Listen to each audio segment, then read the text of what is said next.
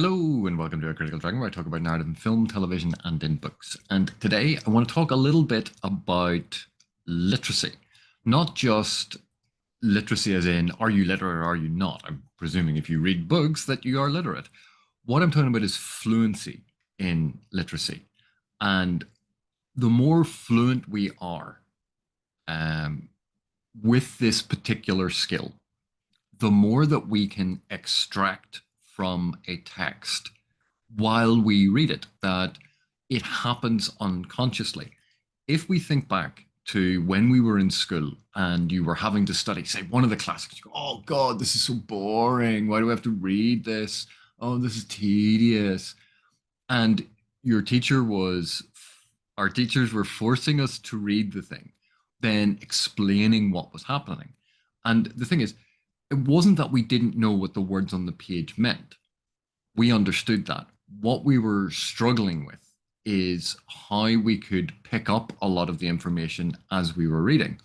So, in order to demonstrate this, I'm taking a very, very short passage from the Malazan Book of the Fallen. And in fact, I think this is from House of Chains, the opening of House of Chains. There aren't any spoilers in it.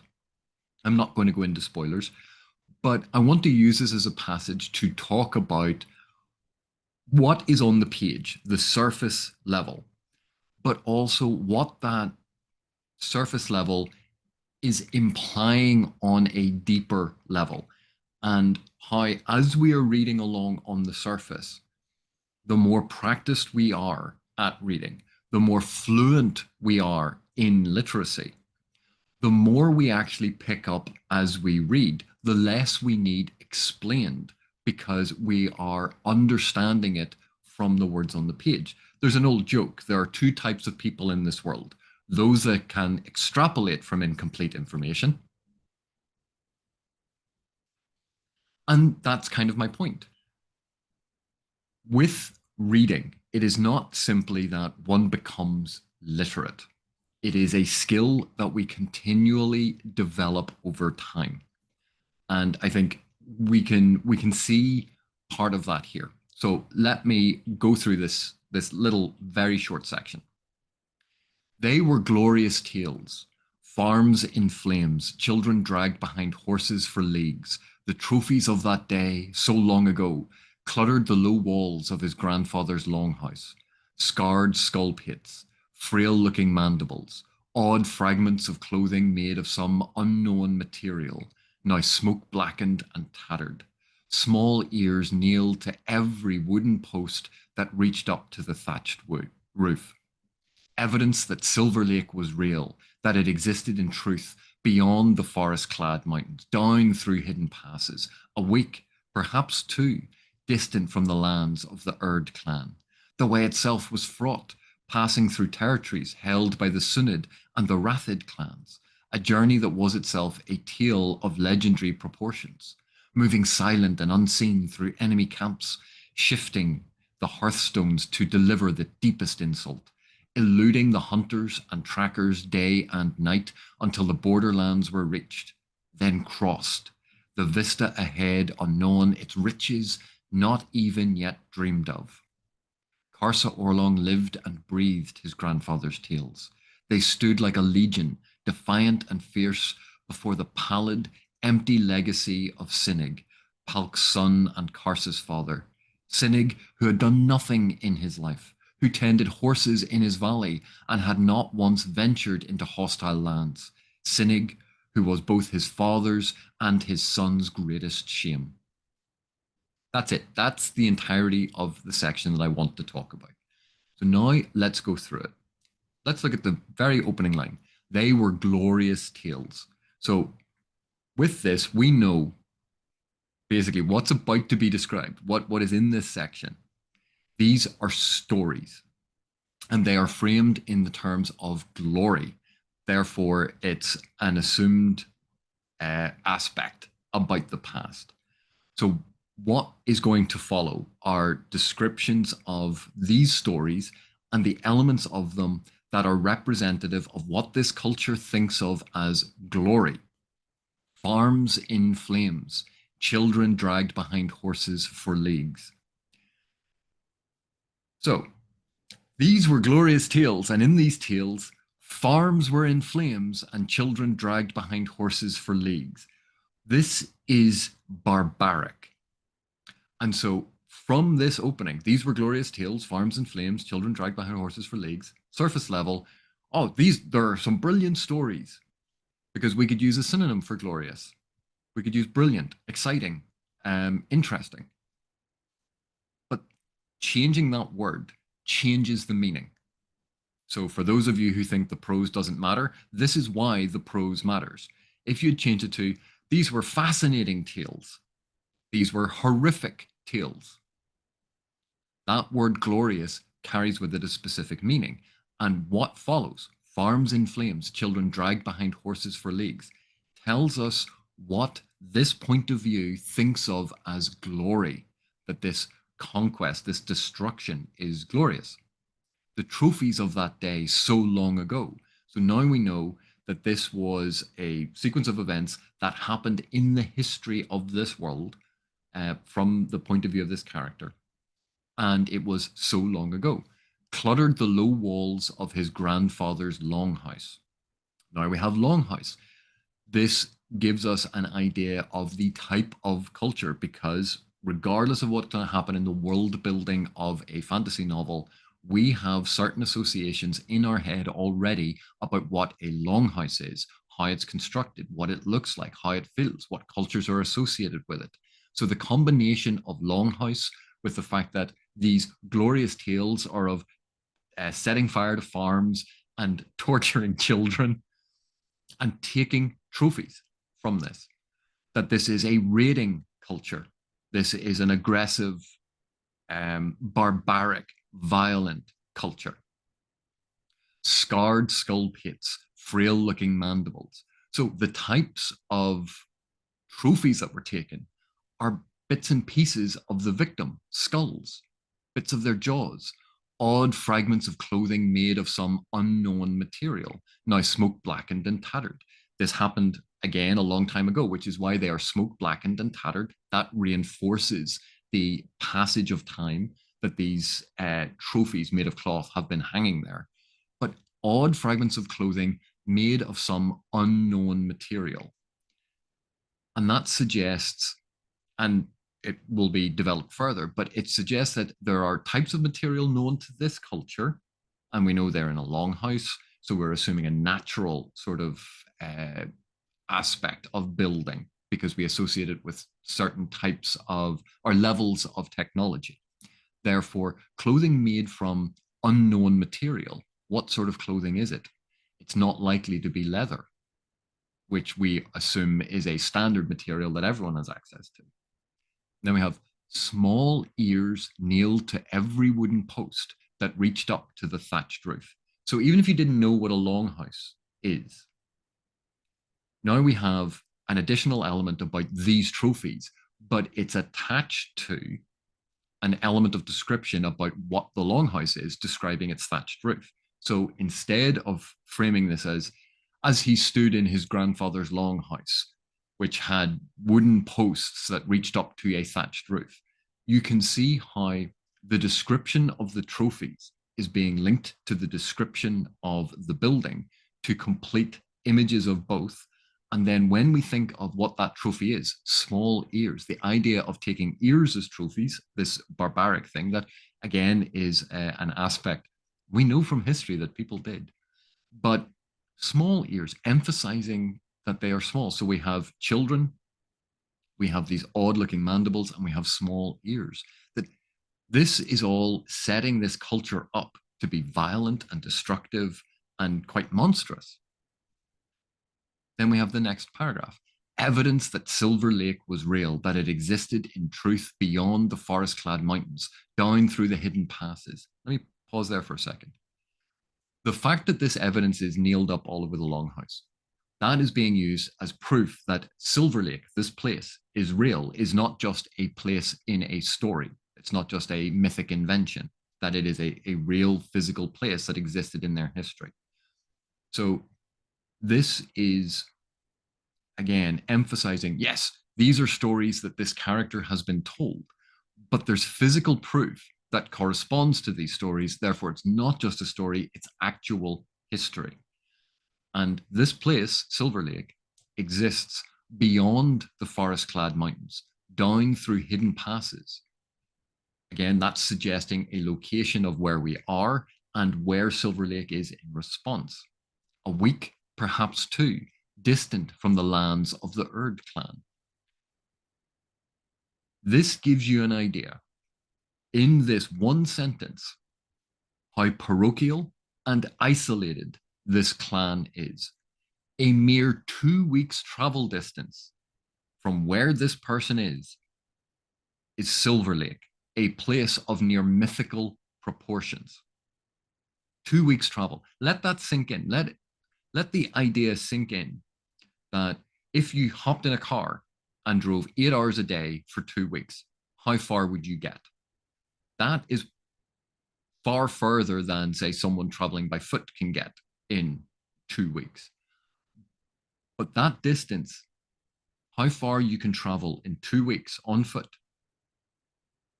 is enough to place that area in the bounds of mythology, in the bounds of legend, in a far off place that may or may not exist. It is so far away.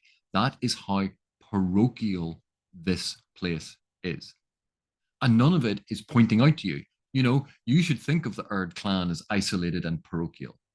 That information is there in the text. In how this other information is being relayed to us, it is actually imparting additional information as we read. The way itself was fraught, passing through territories held by the Sunid and Rathid clans. So now we see Urid, Sunid, Rathid. So we're assuming, because of the similarity in the etymology, because of the similarity in these names, that these are all related clans, that they're all of the same people. And in order to get to this mythical Silver Lake that existed 2 weeks away, you have to travel through the Sunid territory and the Rathid territory, which would lead you to believe that potentially the Rathid are quite close to Silver Lake, that there isn't a huge difference between, or distance between them. And then we hear a journey that was itself a tale of legendary proportions. So these are glorious tales. We associate that with the farms in flames, the children dragged behind horses for leagues.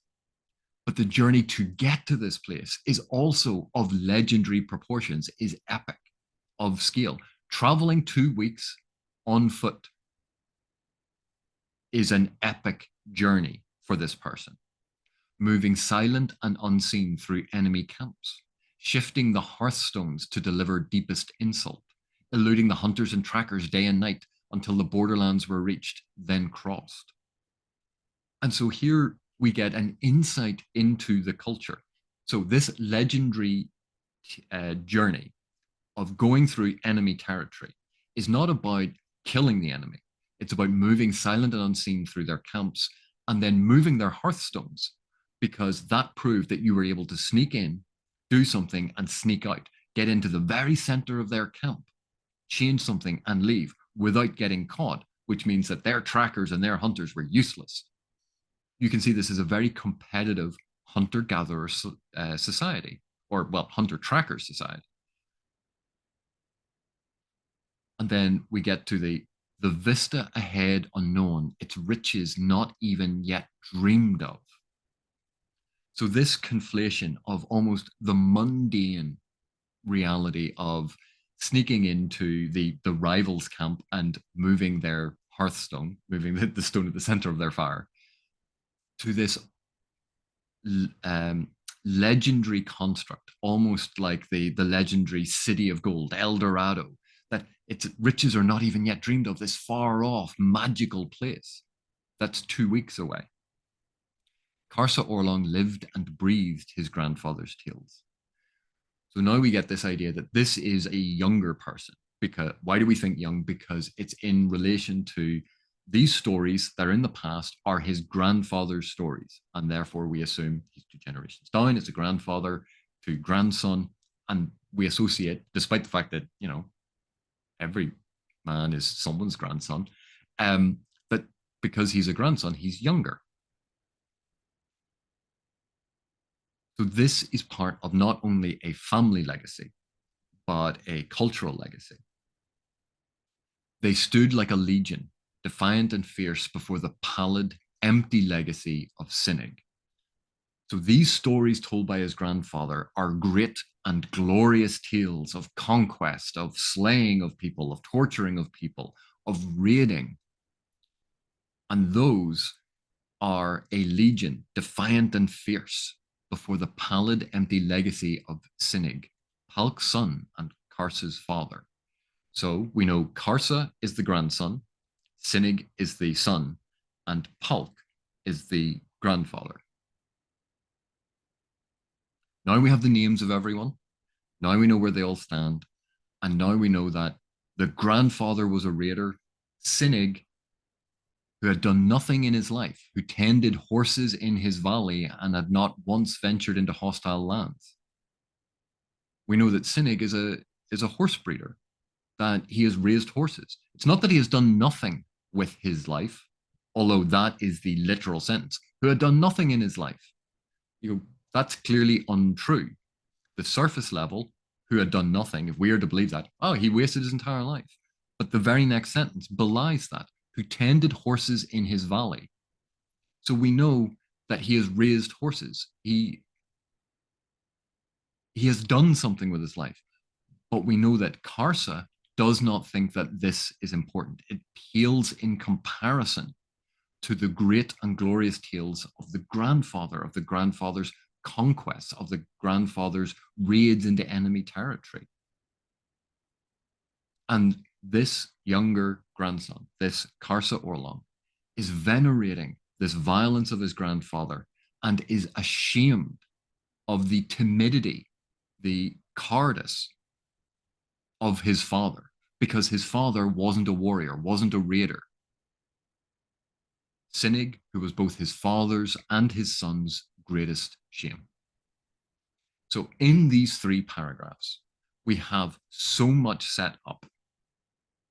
We have an idea of the culture of the point of view, without that culture being dictated to us, being told to us. It is shown to us. We know how isolated this culture is. We know what type of culture it is from the point of view of the young man. And we know what he values.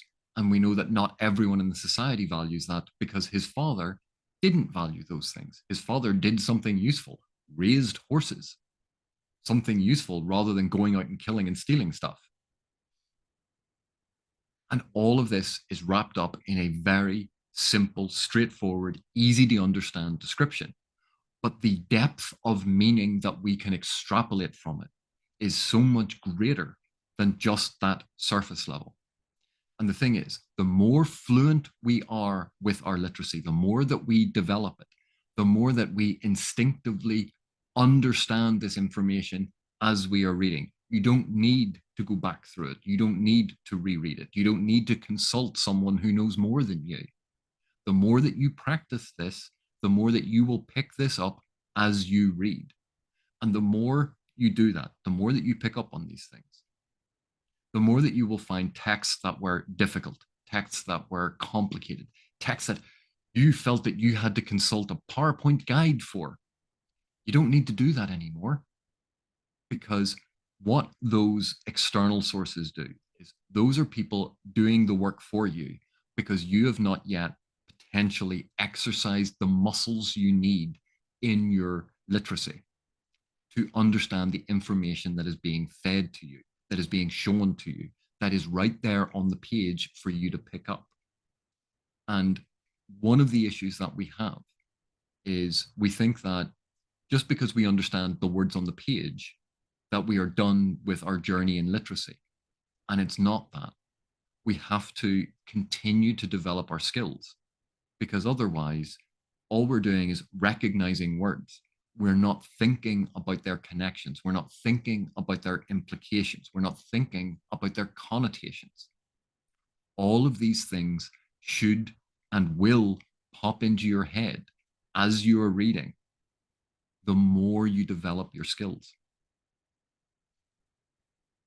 So I hope you enjoyed that little breakdown of this and how it relates to our skill with reading. It's not just about the surface level. It's not just about recognizing the words on the page. It's not just about the sequence that something is told to you.